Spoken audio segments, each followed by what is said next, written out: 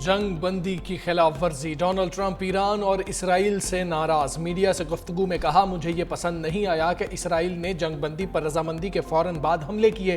कहा, इसराइल अभी अपने पायलट्स वापस बुलाओ, बम न गिराना। अगर ऐसा किया तो ये जंग बंदी की बड़ी खिलाफ वर्जी होगी। बोले, ईरान की जोहरी सलाहियतें खत्म हो चुकी हैं। ईरान कभी भी अपना जोहरी प्रोग्राम दोबारा नहीं बनाएगा।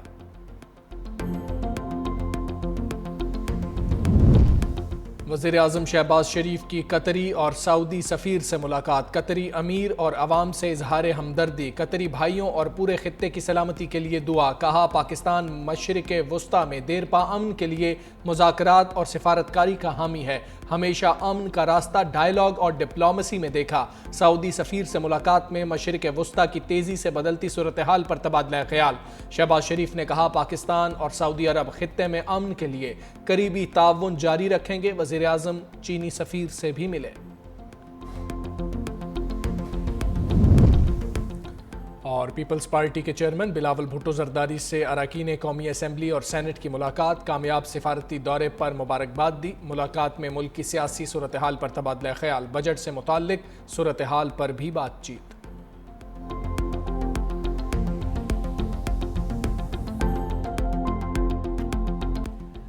पाकिस्तान खित्ते में कशीदगी की कमी के लिए डायलॉग और सिफारतकारी को ज़रूरी समझता है। पाकिस्तान का कतर में अमरीकी एयरबेस पर हमले के बाद कशीदा सूरत हाल पर इज़हार तशवीश।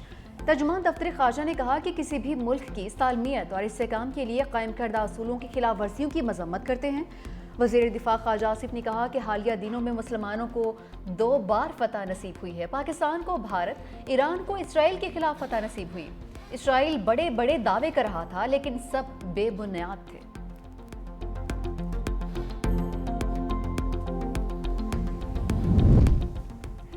जंग का खतरा टलते ही खलीज की बंद फ़ज़ाई हदूद खुल गई। कतर, कुवैत, बहरीन और यूएई ने फ़्लाइट ऑपरेशन बहाल कर दिया।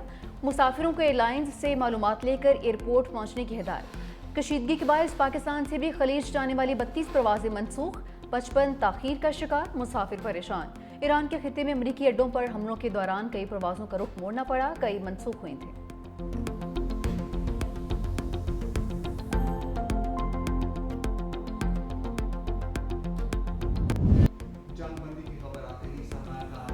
पाकिस्तान स्टॉक मार्केट की लंबी छलांग, 6000 पॉइंट्स का इजाफा। मार्केट में तेजी के बायस कारोबार 1 घंटा रोकना पड़ा।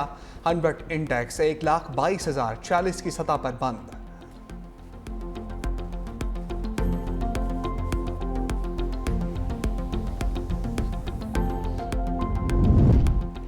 कतर में अमरीकी अड्डों पर हमले के बाद आलमी मंडी में तेल की कीमतों में कमी। ब्रेंट क्रूड की कीमत तकरीबन 5% कम हो गई। ब्रेंट क्रूड $72 फी बैरल से भी नीचे आ गया। अमरीकी खाम तेल WTI 6.32% की कमी के बाद $69.61 फी बैरल में फरोख्त। वज़ीर आज़म सफारती मिशन की कामयाबियों से खुश। सफारती वफ्द के सरबराह बिलावल भुट्टो से मुलाकात। अरकान को अशाइये के लिए बुला लिया। चेयरमैन पीपल्स पार्टी दौरों की रिपोर्ट पेश करेंगे। वज़ीर आज़म शहबाज शरीफ से बिलावल भुट्टो की वन-ऑन-वन मुलाकात भी होगी। मुल्की और खित्ते की सूरत हाल पर तबादला ख्याल होगा। बिलावल भुट्टो बजट सिफारिशात तस्लीम करने पर भी वज़ीर आज़म का शुक्रिया अदा करेंगे।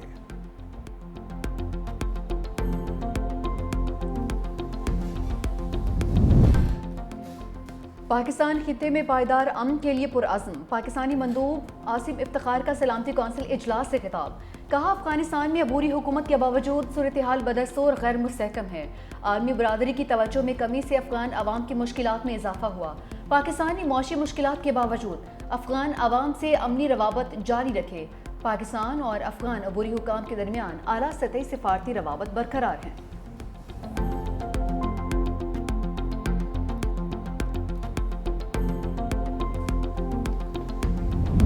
9 मई के 8 मुकदमात में बानी पीटीआई की जमानतें खारिज।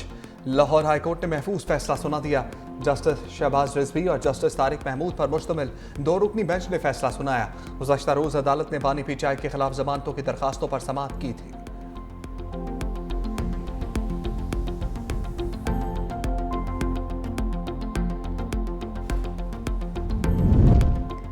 मेरे ख्याल में माइनस पीटीआई हो गया है। जो MPs बानी का बोझ नहीं उठा सकते घर चले जाएं। अली मखान की मीडिया से गुफ्तगू। बानी चाहते थे KP बजट की सही एलोकेशन हो, मालूम नहीं बजट पास करने की क्या जल्दी थी, बानी से क्या छुपाया गया है। कहा कि बजट को पास करने के लिए 2 दिन भी बानी का इंतजार नहीं किया गया। मुझे बजट की कोई परवाह नहीं है, हमें पहले अपने मुल्क की फिक्र करनी चाहिए। आपका अपना मुल्क डूब रहा है, आप दूसरों की फिक्र करने में लगे हैं।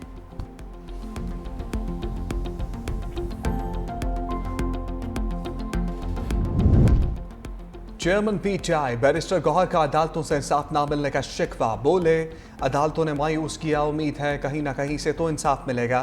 5 दिन के अंदर 45 साल की सजाएं दी गई। जो बानी को माइनस करना चाहते थे नहीं कर सके। बानी असम्बली तहलील का कहेंगे तो कर देंगे।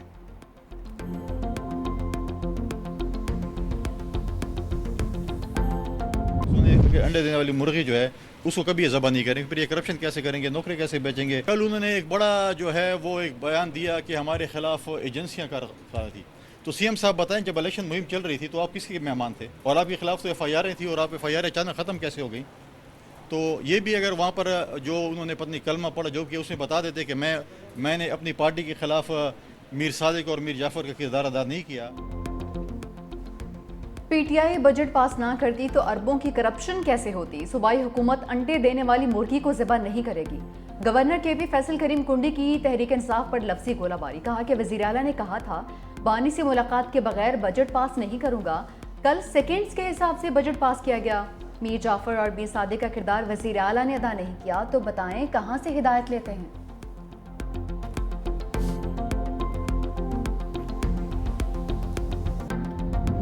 मखसूस नशस्तों के फैसले पर नजरसानी अपीलें समात के लिए मुकर्रर।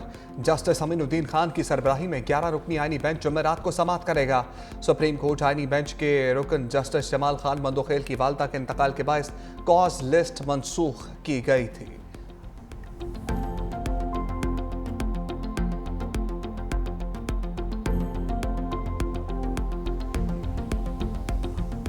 मुझे तो काफ़ी शिकायत भी मिलती हैं मिनिस्टर्स की तरफ से कि आप चाय बिस्किट बस और कुछ भी नहीं आता, और खुद अक्सर तो अपने साथ खाना लेके आते हैं उधर।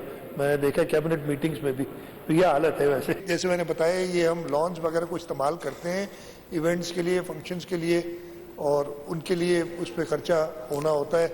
मैं यही रिक्वेस्ट करूँगा ये कट मोशन को रिजेक्ट किया जाए। वज़रा शिकायत करते हैं चाय बिस्किट के अलावा कुछ नहीं मिलता है। बचत मुहिम की वजह से गाड़ियां नहीं ली।